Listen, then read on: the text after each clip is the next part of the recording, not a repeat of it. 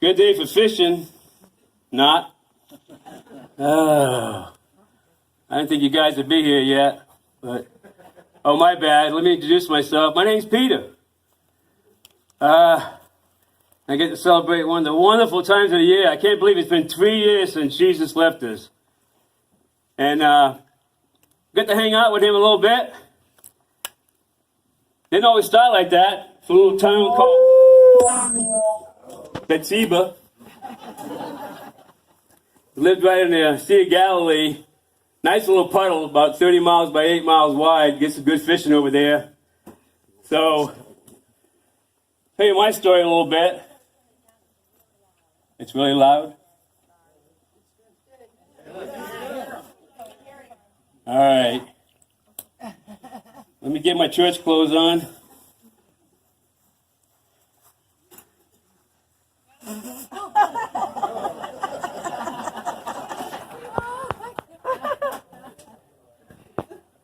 I need some help with my boots.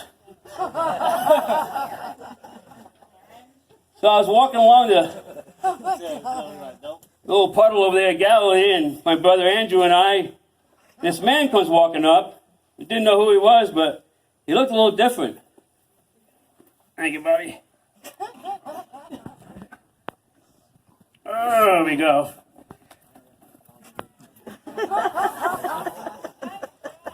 He won't stand still long enough for me to get a picture.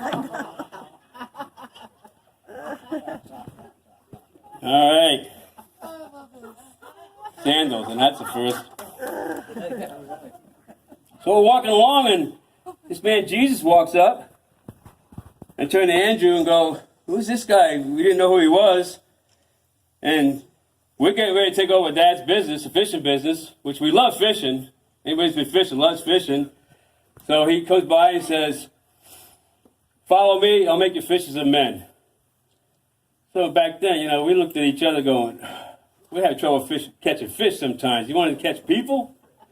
And I said, "Who is this dude?" I said, "That's Jesus." I said, "Well, I remember him. He was born the same year as me, 1 AD. And we hung out little different areas. And I remember when he was 12 years old, I was eating sand and fishing. And Jesus in the courtyard, and he was listening and asking questions to all the Pharisees and the Sadducees, and he had all their attention. I remember 12 years old, I had nobody's attention. And we hadn't seen him for a while. So now we're both in our 30s, and here he comes walking up, and I'm getting ready to take over the business, and we just dropped our nets, because we knew there was something about him, and we had to follow him. So as we're going, we caught up with James and John, sons of Zebedee, but we knew them as sons of thunder, because, hey, fishermen, you guys might not understand that, because it's pretty rough guys, We come from a guy who was wearing leather and camel hair, eating locusts and honey, and here we are now, we're fishing. And it's some pretty rough guys fishing. There's some bad storms out there. We had to get these nets. We had to get all this stuff, And I said, Andrew, why is he picking us? He said, "Oh, we're going to be fishers of men." I'm going, "Pfft, you know who we are?" So as we're going, we meet up with James and John, and same thing. Throw your nets down. And they just threw the nets down. And we followed him. There was something about him. And the journey we were on was incredible. It was amazing. And what we saw him do was incredible. First time we went to the wedding, his mom was there, and all these people were there doing what they do, drinking wine and having a good time, and ran out of wine. So his mom looks at Jesus and says, "Hey, can you help us out here?" And I remember when he said to his mom, "Woman, it's not my time." I'm thinking, "Oh boy, you're going to get a beating now." I sat back. I said, "Oh, we don't know who he is." So she stood up and said, "Give him whatever he needs." They got 6 big 18 millimeter of water, and he turned it into wine. So we're looking at each other going, "We're going to hang out with this guy. We got a lot of water. We want to be with this guy." It was incredible. And as we got going, he had people like noblemen. The head nobleman, his daughter was dying. And he reached out to Jesus. And it was amazing, of all the people, the Sadducees and the Pharisees, all these people didn't know who Jesus really was. The only people that really knew who he was the demons that he's casting out. Because they're yelling, Son of God. We know who you are. And then he heals them. And we got going, and what he spoke was, he spoke like nobody ever did. He spoke in parables that nobody ever did before. It was amazing, because he said one time, as he reached down and grabbed the rock, he said, if you build your house on a rock, it'll stand. And we knew construction back then. We knew that if you built it on that. Didn't really know what he was going with this. And then he reached over, grabbed a handful of sand. He says, but some of you guys, this is what you're doing. This is your foundation. As soon as the push comes to shove, it's going to collapse. But if you form your foundation on a rock, it'll never stand. So as I was growing up, my name was Simon, and he ended up calling me Peter. Called me the rock, which is really funny one day, because we're on a boat going across, and Jesus comes across the water, walking on water. I'm going, I want to try some of this. And my brother says, remember, he calls you the rock. Oh, that's okay. But, everybody laughed at me, but let me tell you what, I got off the boat. I stepped off, and I started walking on water. What a day that was. And I was doing great until I took my eyes off of Jesus. And I didn't sink all at once, but I started to sink. But as soon as I got focused back on him, I started walking on water again. And it was incredible, the miracles that he did. The miracles that in the history books that was founded in there. The miracles that we could write about. This guy was incredible. I hope they write a book about him. Somebody got that. But as we got going, and the miracles that he did, and the lady that came up that just needed healing, and the head nobleman, the head dude, he said, my daughter's dead. He said, I know, you don't even need to go to the house. And he says, your faith has healed her. And as we got walking, we sat there, and he would always sit down and he would start teaching us stuff. But he came to a point where he wasn't teaching, he was training. And we were picked of the 12 to follow him. He started telling us about different things, about the Beatitudes, about, if you want to be first, be last. If someone takes your shirt, give them your pants. If someone steals your Harley Davidson, fill with gas. No, I didn't have Harley Davidson back then. But stuff that we didn't understand. I didn't understand that. I'm raised a fisherman. I'm a pretty tough guy.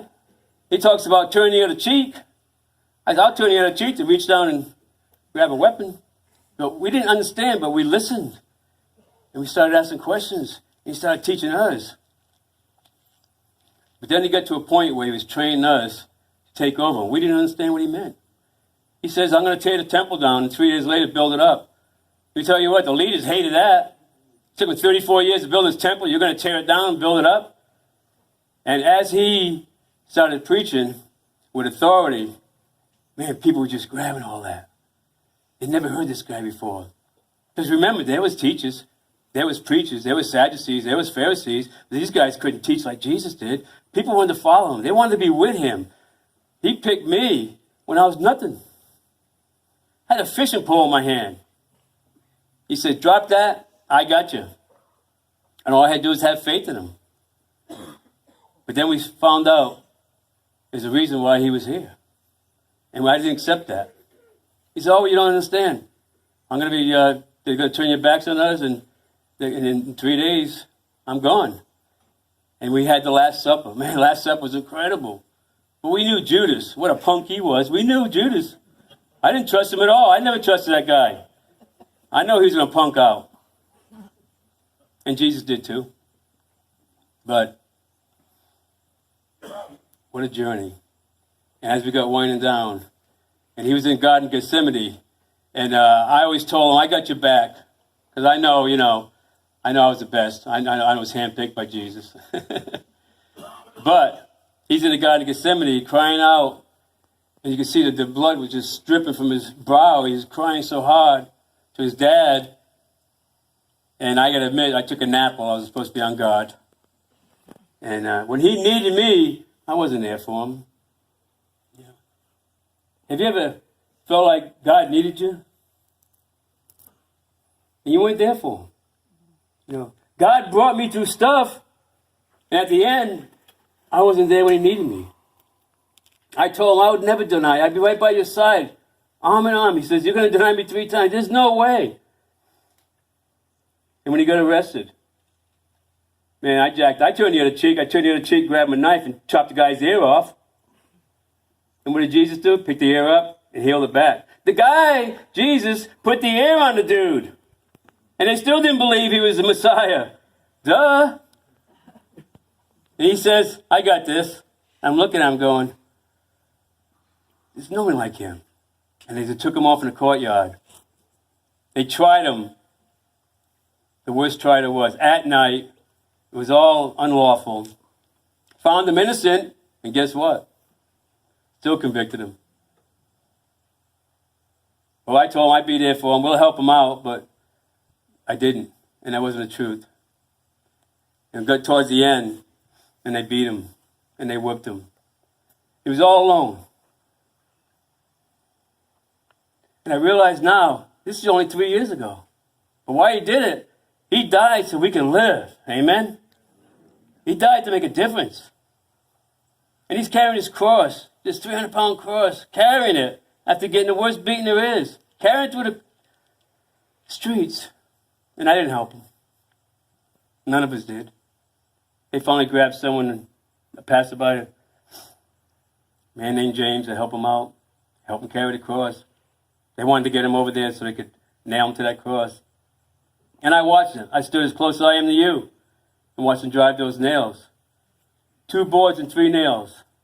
It's changed our whole life. And I watched him put him in the ground. And we sit there. I was standing right next to his mom. And all the people that he had healed were there. All the people that he was supposed to trust were right there. And I was supposed to be his right-hand man. And I punked out. I watched him. And I watched him take his last breath. And just before he died, he was still doing ministry. He forgave the other thief on the cross and sent him to heaven with him.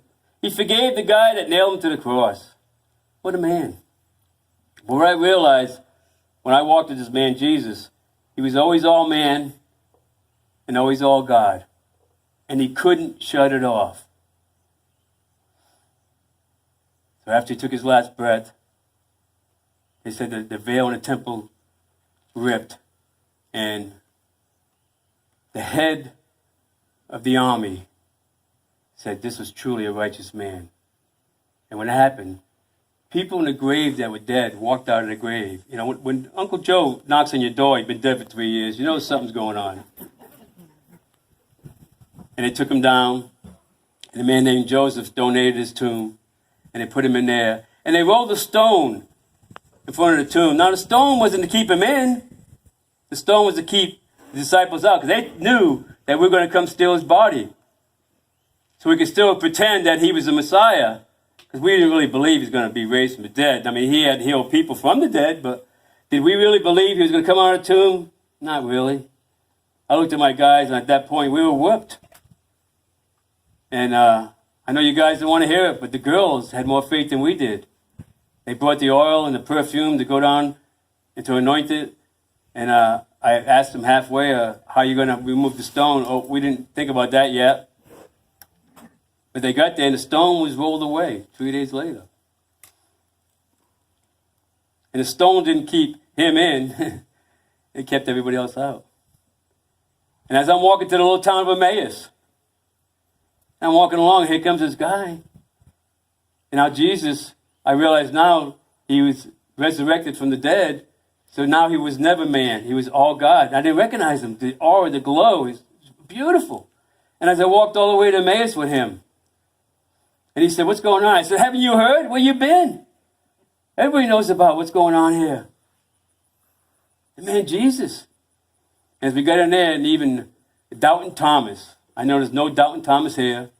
Doubting Thomas had to stick his finger in the wound to prove it was Jesus. And then we realized that's who he was. And after that point, over 5,000 people saw him walking after he was crucified. And we followed him all the way to the end. And what I realize is, if you have faith in him, he takes care of everything for us. And he encouraged us. Us that punked out to him, he was encouraging us to take over his ministry. I remember sitting there, after about 40 days, we sat there, and the last thing he said to me, that you'll receive power when the Holy Spirit comes upon you. And you'll be my witness to Judea, Samaria, and the end of the world. And he was gone. The last thing he said. But he left behind, he said, the helper that would help us. So the faith I have today is incredible. I've been 3 years walking in my ministry. It hasn't been easy. I've been put in jail. I was in jail one time. The angels came, knocked the jail cell door down. I just sat there, not knowing what to do. And the angels go, "You going to leave, dummy?" And the head of the COs, the head guard, was going to commit suicide because he was going to be in trouble because we escaped. And I went over and prayed for him, to comfort him. Imagine that. I would not have done that 3 years ago. I'll tell you that right now. I prayed for the CO, prayed for the cop. I still left. And everywhere we went, he showed us what to do. He showed us what to say. He showed us that the redemption is all we need. That the kingdom of heaven is near. And all you got to do is believe in your heart and confess in your mouth. You can still be a fisherman. You can still wear leather. It's just to believe in your heart that Jesus is Lord. And that's all you need to do. And when he gave us that last instruction, that's all I needed for the next 3 years. It was rough after that. We only made a few more years. All of us are going to face tribulation. But I want to encourage all you guys today to have faith and just believe that he left that tomb for you. People always ask me, what's more important, the crucifixion or the resurrection? You can't have one without the other. But today, we should all be chasing butterflies. Today, I just want to encourage you to have faith. And to go down the same road that we all went down with him. He was incredible. He loved us in spite of ourselves. We were brassy. We were rough. We know we embarrassed him a lot of times. But he loved us in spite of us. So what I want to do today is, I want you to follow me. We have some flowers that we want to decorate the cross to prove that the cross is alive because he's gone. He's not dead. And we're going to have a piece of paper over there. If you have a prayer request between you and God, nailed to the cross. And tonight, Shan will pray for everyone and burn everyone. And we're going to have communion. I remember when we had communion. Oh, it was awesome. And we didn't understand what was going on. He said, drinking my blood and eating my body. And we're going, wow. I mean, you guys know the end story. We didn't know what was going on at the time. That covenant is near. So we want to have communion. We celebrate the shed of the blood and the sacrifice of the body of Jesus Christ. So, your faith has healed you. So grab a flower and come follow me. Let's go to the pond.